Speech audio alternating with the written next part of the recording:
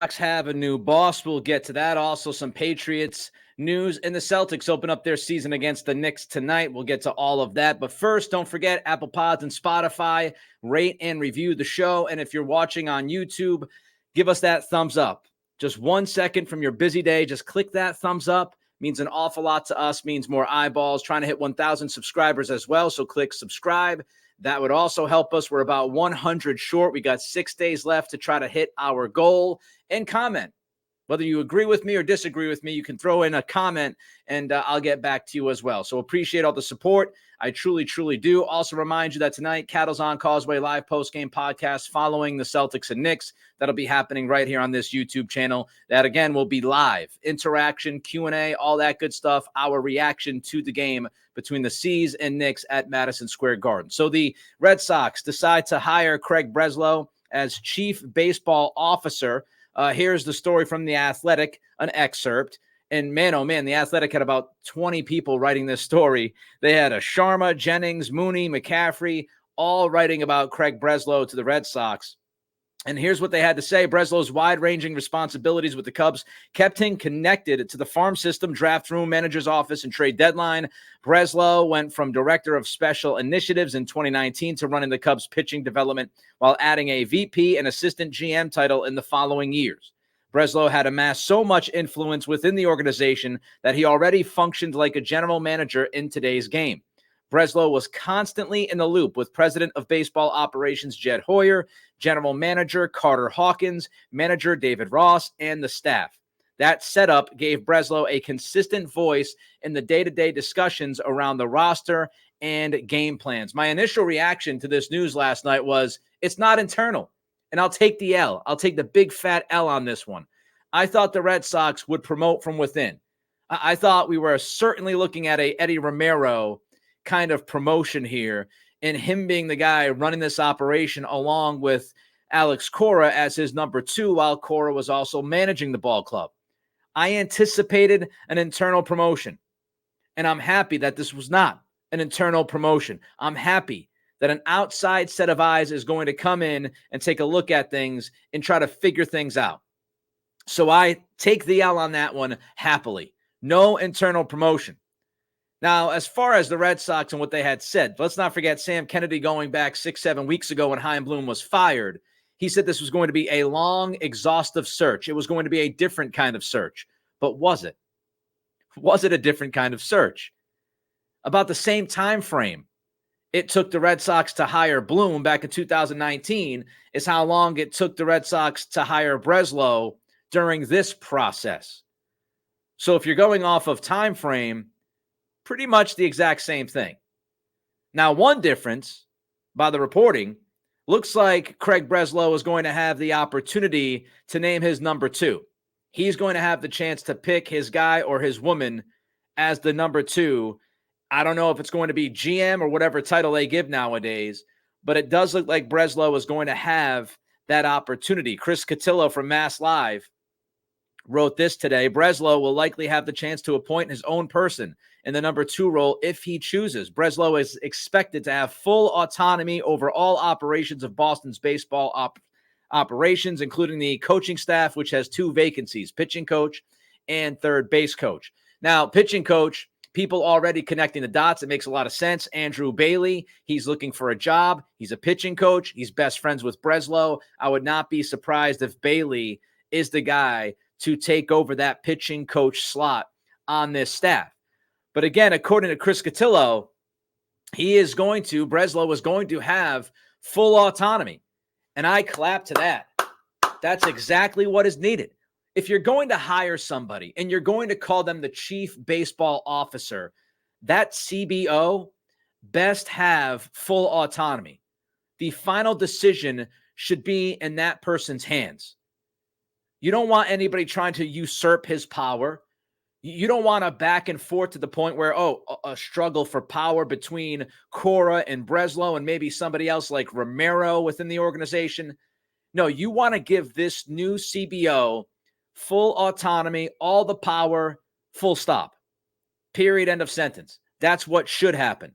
I also believe, because Breslow has never been the number 1 guy in an organization, I also believe that bringing in an experienced advisor or consultant would make a lot of sense.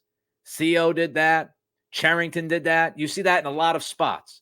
First-time GM, first-time president of baseball operations, first-time CBO, all these titles. Give me a break. But these first-time hires in those positions, you see many of them bring in an experienced advisor. I'd like to see that happen here with Breslow and the Red Sox. So I already know some of the critics. Some of the critics will say this hiring is not inspired. This is not an inspired hiring by the Red Sox. They went out and they got another Yale guy. They went out and got another nerd. They went out and got another analytics nerd. First, about this hire not being an inspired one, who was left to hire? We've talked about this in previous pods.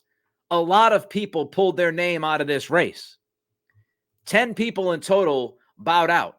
Some of those names, again, according to Cotillo going back a week or two ago on X, Kim Ng bowed out. Sam Fold said no thanks. Brandon Gomes said see you later. James Click, he did take an interview, but decided to pull his name out of the hat after said interview. John Daniels said no thanks, personal reasons. That's just 5. That's half of the 10 people who turned down an opportunity to interview or decided to not go further in the process after the first interview, like Click. So who was left to hire?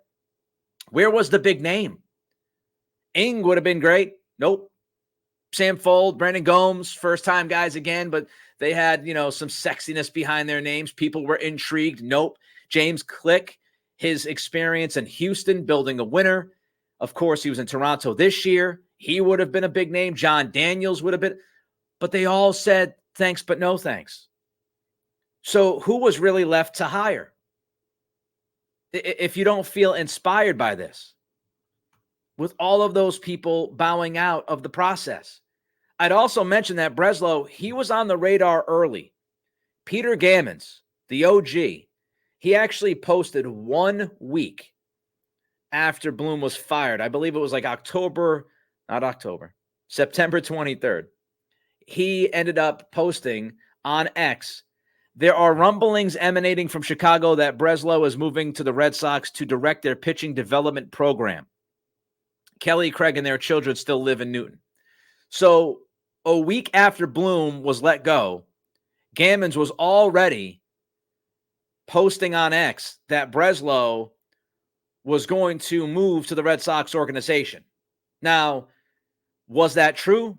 I don't know, but Gammons obviously is plugged in and has a lot of conversations with a lot of people. And Gammons has a really good relationship with Theo, and obviously Theo is Craig Breslow's mentor, and you can kind of put the pieces together. The $1 million question about that Gammons post, was that the initial intention? And that intention changed because everybody was dropping out. Were the Red Sox initially interested in Breslow to be their pitching development guy, but they ended up pivoting because all of those names were dropping off and saying thanks, but no thanks? Or did they interview Breslow with that pitching development title in mind and then changed course because Breslow wowed them during the interview process? There's some reporting out there that says that Breslow wowed them. That should not be surprising. Obviously, whoever is talking to the media, if it's from the Red Sox, they're going to try to sell you on this idea that Breslow was the favorite very early in the process. The Athletic last night wrote that last week was when Breslow became the favorite. So kind of interesting details with that. Other critics will say, this is Chaim Bloom 2.0, right? Yale analytics, never a number one guy. This is just Chaim Bloom all over again. I understand the pushback. I understand the counter to this hire. I understand people worrying that this is Bloom 2.0, and this might end up being Bloom 2.0 in performance. However, there are key differences between Bloom and Breslow. Number one, Breslow actually played in the majors. He pitched in the majors for a long time, and he should be able to bridge the gap between the front office and the dugout/clubhouse much better than Bloom was able to.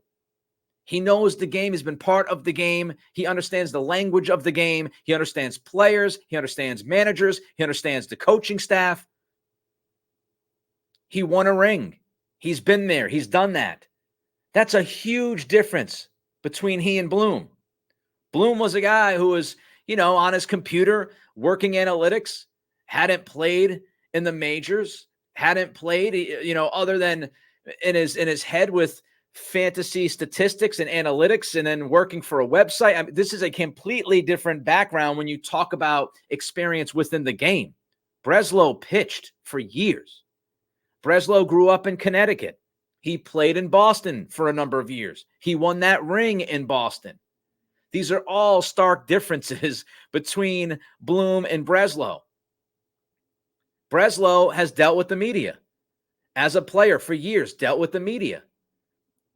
Bloom was completely uncomfortable dealing with the media when he was here in Boston. He had never had to do that in Tampa.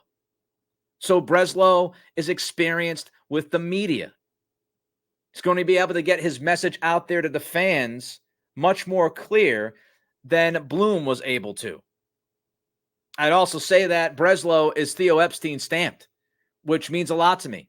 I have a lot of respect for Theo Epstein. I think he's one of the most brilliant baseball executives that we've seen in the past 20 plus years. And Breslow is a Theo guy. Theo wanted him badly in Chicago and landed him in Chicago. And if Theo says somebody has what it takes to be pretty damn good at their job, I don't mind taking a swing on that guy because I trust Theo. And Theo we trust. Chaim Bloom was not a Theo Epstein guy. The best part of this hire to me, if it is going to work out, the best part of this is that Breslow's history, his resume, has to do with pitching and pitching development. And that is the number one priority. I've said that multiple times throughout this early offseason, and I'll continue to talk about this as we look at possibilities for the Red Sox offseason and who they might add. Hello, Yamamoto. But I look at pitching as the number one priority at all levels, minor league levels and the majors. The Red Sox have had a big-time issue in developing young pitching. Brian Bayo is the first guy since Clay Buchholz that you can watch and say, maybe that guy's actually going to be a front-end rotation dude, right? Maybe he'll be a front-of-the-rotation starter for the next 8 to 10 years. It's been a long time. It's been 14, 15 years since that kind of guy has come up that you could believe in. Homegrown. So, it's been a huge obstacle for the Red Sox to develop their pitching and to bring those guys up and get costly, effective starting pitching for 6-7 years because you're doing the job and developing those guys. And Breslow, that's precisely what he did in Chicago. He molded the entire pitching infrastructure of that organization when he joined them. And the proof is in the pudding. How did he do? Let's get back to the athletic story. The Cubs turning the tide after years of struggling to develop pitching. Justin Steele will earn Cy Young votes. Javier Assad and Jordan Wicks looked impressive in the rotation. Daniel Palencia flashed potential out of the bullpen. Cade Horton is one of the top pitching prospects in baseball, and there are more. Ben Brown, Jackson Ferris, Michael Arias on the horizon. Under Breslow's watch, the Cubs have gone from one of the worst organizations in baseball when it comes to developing pitching to one that has outsiders very intrigued. So your number one priority is to build this pitching infrastructure within the Red Sox organization. Your number one priority in free agency is pitching. So you bring a guy in who has proven with Chicago to be able to develop pitching, has an eye for pitching, again, pitched in the majors for a long time. His strength matches a weakness of yours. His strength is your number one priority, what you're looking for. Makes sense to me. The Athletic on Breslow's approach with pitching: when the Cubs did an organization-wide assessment of their pitching development after 2018, they found some concerning trends. Very few pitchers they were drafting were increasing velocity, and some were even slowing down. In 2023, Cubs minor league pitchers, accounting for all full season levels, again, all levels, were tops in average fastball velocity and second in stuff, quote unquote, metrics. So I love this idea that you take Breslow with this long resume of being able to pitch in the major leagues and then being able to develop pitching and develop that infrastructure within a Major League Baseball front office. He has been able to motivate the rest of the organization to get behind his ideas as far as pitching goes, and he has cultivated at all levels a fruitful pitching operation. I like that a lot. Now, here are the unknowns.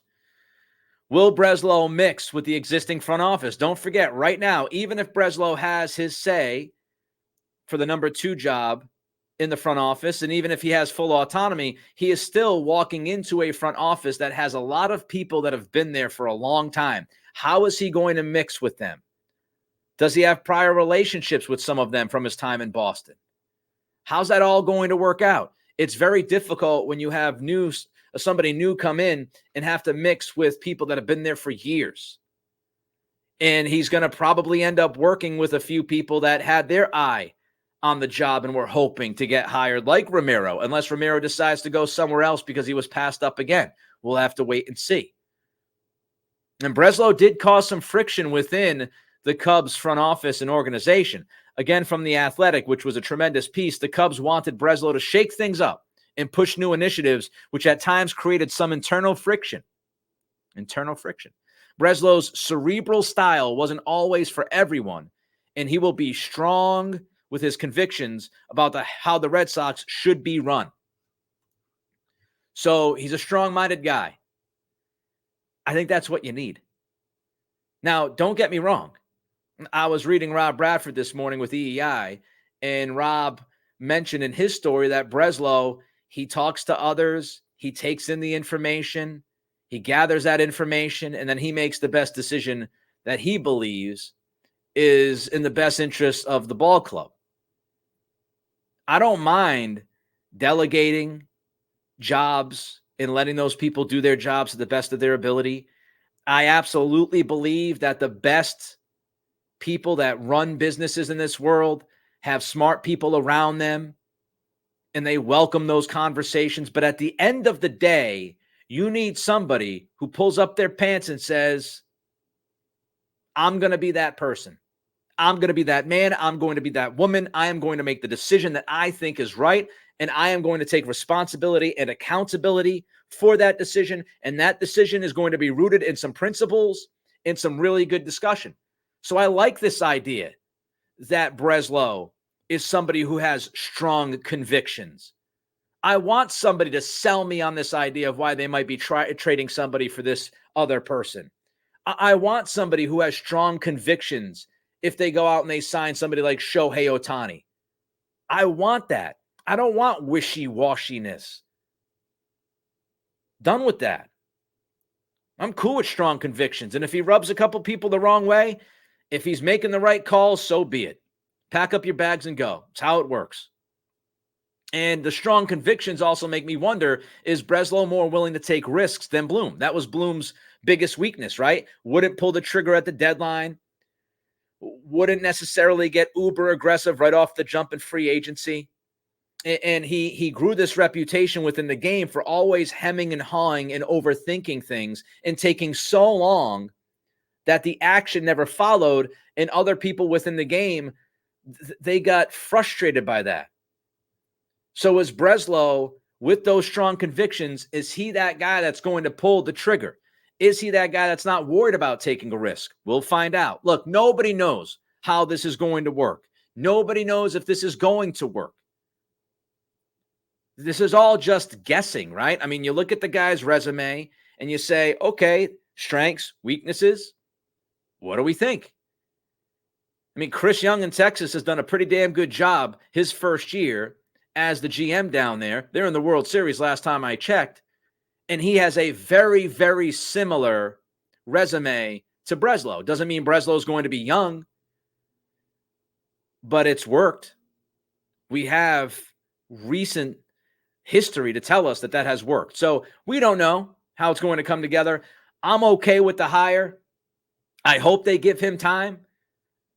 Given the options that you had, I am perfectly okay with Craig Breslow getting this shot to be the chief baseball officer. All right, going to get to Malik Cunningham getting waived in a second. But first, Cattle's on Causeway tonight, Celtics podcast that I do. We will be actually having a live post-game pod following the Celtics-Knicks tonight, the opener.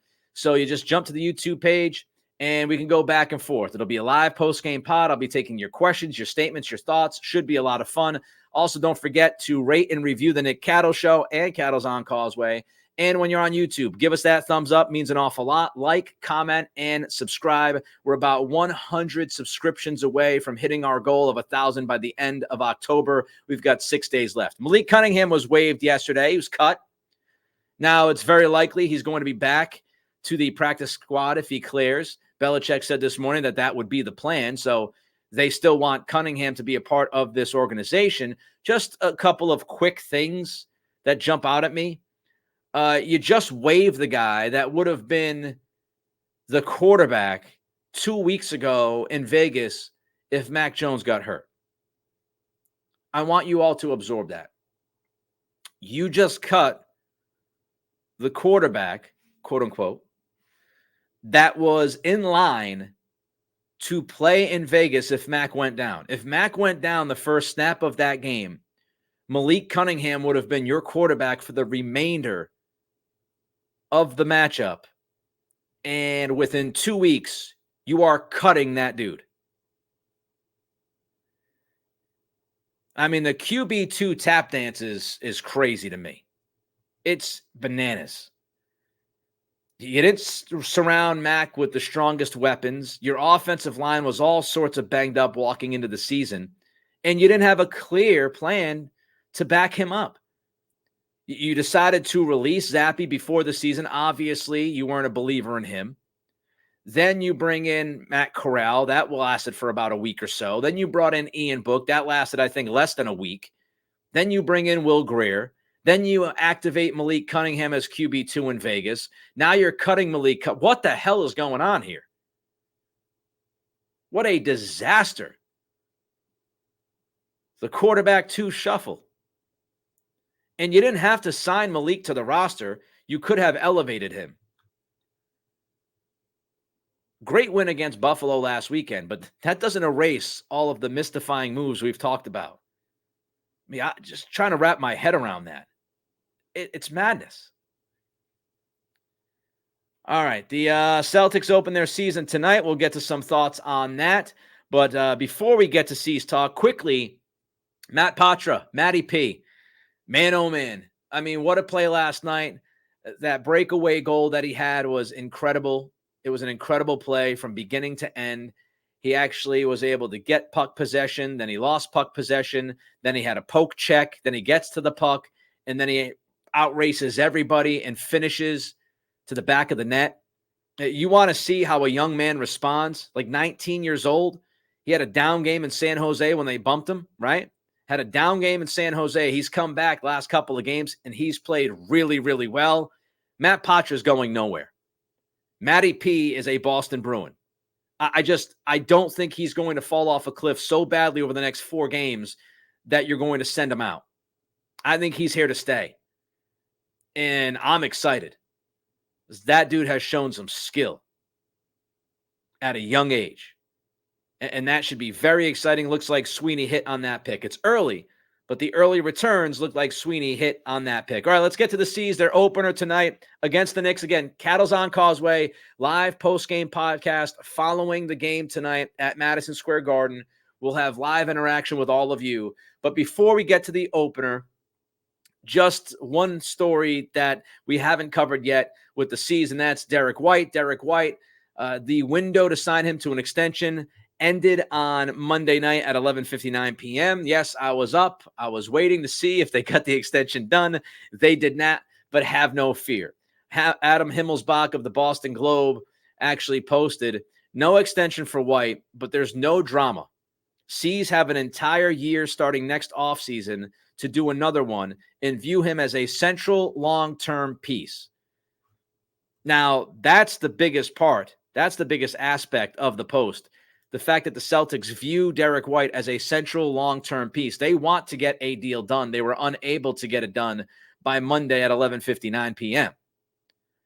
I still ask the question, who are you paying long-term? Because you can't pay everybody. At least one of these guys, if not two of these guys, are going to eventually move on. If you want to keep Holiday, as much as people have reported Stevens wants to keep Holiday, you're going to keep Tatum. If you see Derek White as a central figure going forward in the long term, you're going to keep him. I mean, those are some big-time contracts, and you still have Jaylen Brown getting paid at the top of the mountain, and you still have Porzingis. So it's going to be fascinating to see who Stevens picks when we get to, year 2, year 3 of this plan, who stays and who goes. But for now, not too worried about White. All right, some quick notes, things I'm looking for here before the opener at Madison Square Garden against the Knicks. How much was the 3-ball due to Joe Mazzulla not having time to actually implement his style and his brand? That's a legitimate question. Everybody's talking about how many threes the Celtics shot last year, and they talk about Mazzulla ball being three-point oriented. And I think Joe, he's more of a math guy. If you watch the JJ Redick interview, he's more of a math, possessions, and shots guy versus three-point shots guy. But everybody in the league understands that three-point shots and shots at the rim are the most efficient shots you can get in basketball. So Joe's not any different when it comes to that. However, is Joe so married to that idea that he's incapable of coaching different things? I don't think so. He got thrown into the deep end last year. You cannot implement everything you want to implement. I mean, you're basically grabbing the steering wheel when Ime gets thrown into the whole sabbatical corner. You have to grab that steering wheel and do the best that you can. I mean, and that's what Mazzulla did. So with a full offseason, a full camp, a full preseason, we will really see who Mazzulla is as a coach. In The Athletic, Jay King wrote about Mazzulla this week. He said the Celtics only won one playoff game while shooting worse than 35% from deep. And that begs the question. I'm saying this is from me. That begs the question, can they win in other ways this season? Talent obviously is not the problem. King writes, the Celtics struggled to create extra opportunities last season, 27th in offensive rebound rate, 21st in points per missed shot.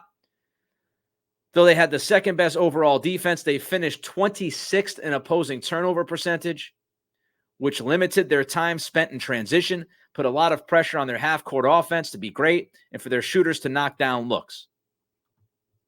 Well, the opposing turnover percentage, that's one of the reasons why you go out and you get Drew Holiday and you trade Malcolm Brogdon and you can now move Derek White into the starting 5. You would imagine that opposing turnover percentage is going to rise this year with that defensive backcourt. We've talked about it. White and Holiday, a nightmare combination for any team going against this Celtics defense. So the turnover percentage should go up. Offensive glass, you wonder how many times you'll see the Celtics play 5 out offensively, looking at those numbers. Are they more apt to go 4 out, 1 in? We'll see. But I think we will be watching a different Celtics team, obviously just from a talent standpoint and what they can do because of all of that talent in the top 6. But I do believe that Joe Mazzulla, this is a Joe Mazzulla program now. His coaching is going to be shown to the world this year. Last year, you can mix some things in, but everything was installed. Everything was pretty much worked on. And he just had to make sure it didn't go totally off the rails. This year is going to define Mazzulla ball. And I'm interested and excited to see what that entails. Also, will we see post-Tatum? I'm going to call him post-Tatum. Will we see Jason Tatum post more? We saw it in the preseason, something I've mentioned on the podcast, Cattle's on Causeway before here. But, will we see Tatum with post touches? Will he stay committed to that? Because he was in the preseason. I hope we see Tatum get at least 3 or 4 post touches every single night this year, beginning with tonight. Al Horford, does he have enough left in the tank to be 6th man of the year? Can he at least challenge for that award? We'll see. Talking about a guy in his late 30s. Looked good in the preseason. You got to keep his minutes down. 20 to 25 minutes, max. I don't want to see Horford playing 30 minutes in any game this year. Rest him on back-to-backs. And Peyton Pritchard, the preseason growth. Are we going to see Peyton Pritchard continue to play that way now that the games count? I think you will. He's a very confident guy. Excited for the opener tonight. Don't forget, Cattle's on Causeway, live post-game podcast following the game right here on YouTube. You want to jump on and check that out. Should be about 9:45 tonight following the game. Hopefully all of you enjoy the Celtics opener. Hopefully all of you are well. We'll be back tomorrow with just an awful lot. I mean, Patriots, Celtics, Red Sox, whatever else happens, it's Boston, and that's what we do. It's the Nick Cattle Show.